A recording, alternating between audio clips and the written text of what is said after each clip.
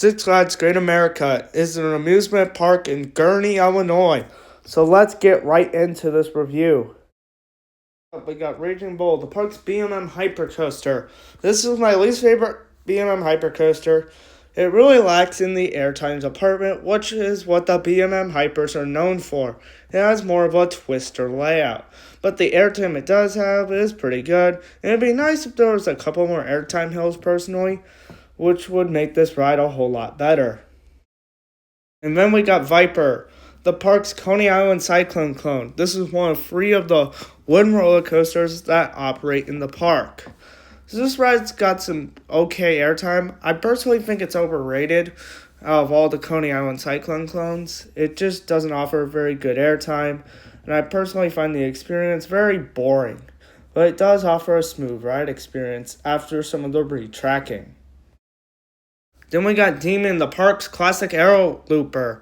So this ride has a really good first drop. If you're sitting in the back row, you get some great ejector airtime. The rest of the ride is just your normal 4-inversion aero looper.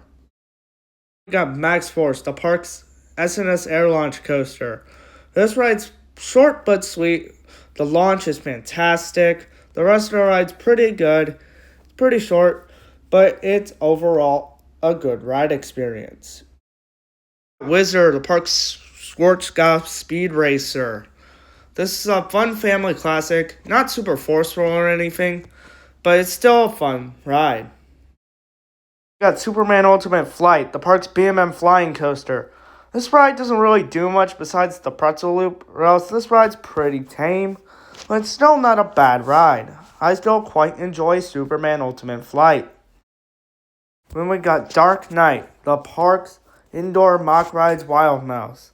This ride has better theming than most Wild Mouses, and it is a fun ride, but it is just a typical Wild Mouse in a box. Then we got X-Flight, the park's B&M wing coaster. This is my least favorite wing coaster for a certain reason. This ride has a good layout, but it has a really bad rattle in the valleys, and the vest restraints get really tight on this one.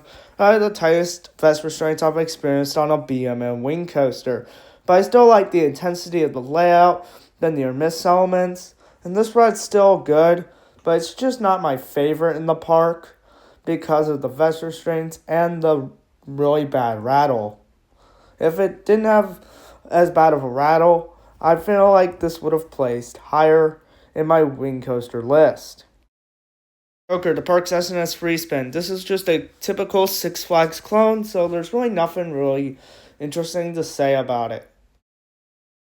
Then we got Batman Ride. It's usually good as always, like it is at pretty much any Six Flags park. I like this one when it's hot in the summer, when the train is running fast and it's hauling for the layout. It's pretty good. But the layout is pretty intense for the original B&M invert, so it's pretty good. Goliath, the park's RMC Topper Track wooden roller coaster. This ride is freaking phenomenal. The first drop is really good. Also, really like the 0G stall. I like the airtime hill. This is a short but sweet roller coaster. It is one of my favorite roller coasters overall.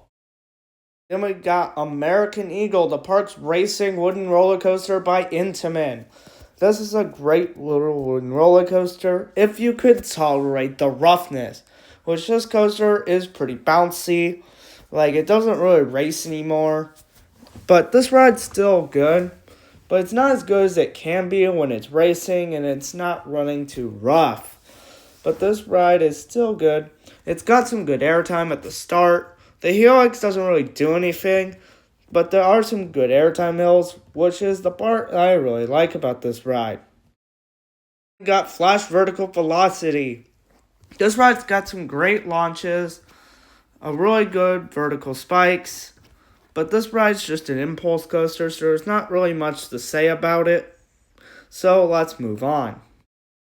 Talk about the food. This is just typical amusement park food like burgers, chicken tenders, pizza, hot dogs, just all the plain amusement park food. So there isn't really much to talk about here, but there is a nice place called Yukon Barbecue, which I will highlight because it has some really good barbecue. Let's talk about the park atmosphere. This is the thing the park really suffers in. The park has ads everywhere.